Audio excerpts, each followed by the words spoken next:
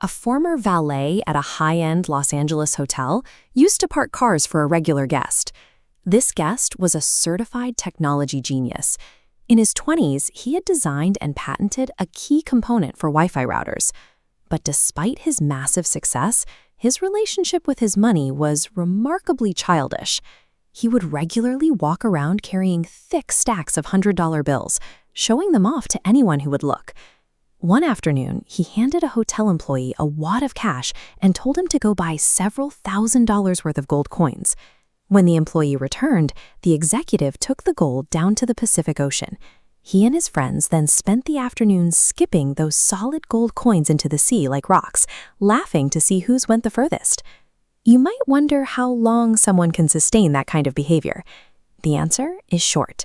A few years later, that same brilliant, wildly successful tech executive went completely broke. His story proves a difficult truth about wealth. Raw intelligence cannot protect you from financial ruin. Doing well with money has very little to do with how smart you are, and almost everything to do with how you behave. We often think about finance the way we think about physics, as a hard science governed by strict laws and mathematical formulas. But as author Morgan Housel argues, money is actually a psychological soft skill, and behavior is remarkably difficult to teach.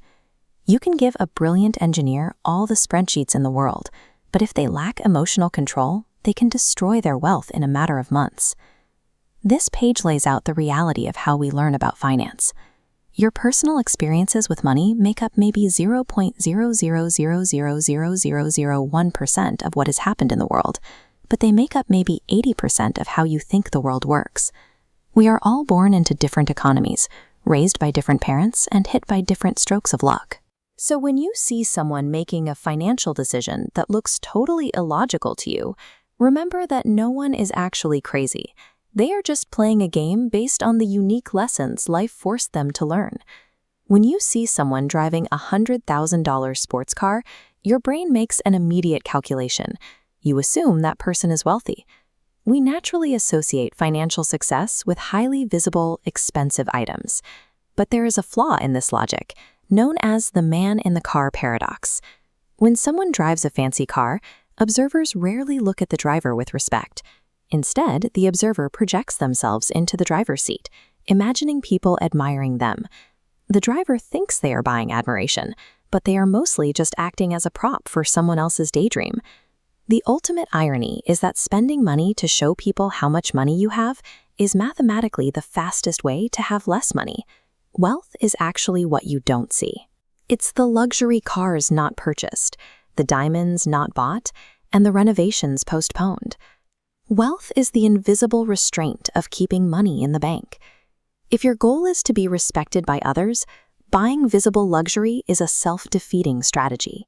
Humility, kindness, and empathy will always bring you more genuine admiration than horsepower ever will. So if the math for accumulating wealth is just spend less and save steadily, why is it so hard to do? Why do our brains constantly resist calm, long-term saving and instead obsess over financial doom and market crashes? The answer lies in a concept called asymmetric aversion to loss. Simply put, the pain of losing $1 feels biologically much more severe than the joy of gaining $1. Psychologist Daniel Kahneman frames this as an evolutionary shield. Over millions of years, organisms that treat threats as more urgent than opportunities simply have a better chance to survive and reproduce. But in modern finance, this hardwired survival tactic backfires. It makes pessimistic predictions sound incredibly smart and urgent, while optimistic data about long-term growth is dismissed as naive. Because the economy is highly connected, one person's panic can easily trigger a chain reaction that crashes the entire system. Financial risks capture a spotlight in our minds, precisely because the damage can spread so widely. Pessimism is seductive. Our brains mistake temporary financial anxiety for a life-or-death biological threat, tricking us into overreacting to the market instead of just waiting it out. We tend to focus entirely on increasing our incomes, but your personal savings rate is driven primarily by spending less, and unlike market returns, your spending is entirely within your control. It boils down to social psychology. You can only spend less if you desire less, and you will only desire less if you care less about what other people think. Interestingly, you don't even need a specific goal to save. You don't need to be saving for a house or a car. The act of saving cash just for the sake of it creates a vital buffer against a completely unpredictable world.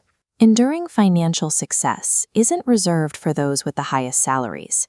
It belongs to those who cultivate the psychological ability to simply ignore the opinions and the spending habits of the people around them. Ultimately, the highest return on investment you can earn isn't a luxury good or status symbol. It is total independence. It is the freedom to wake up every single day and have complete control over your own time. When you strip away the social expectations, the core human desire is remarkably simple. It's having unstructured time to spend with the people you love, without the crushing pressure of needing to constantly maintain your future earning power. This text highlights the true definition of a financial genius, using Napoleon's standard for battlefield success. A genius is the man who can do the average thing when everyone else around him is losing his mind. True wealth doesn't look like much from the outside.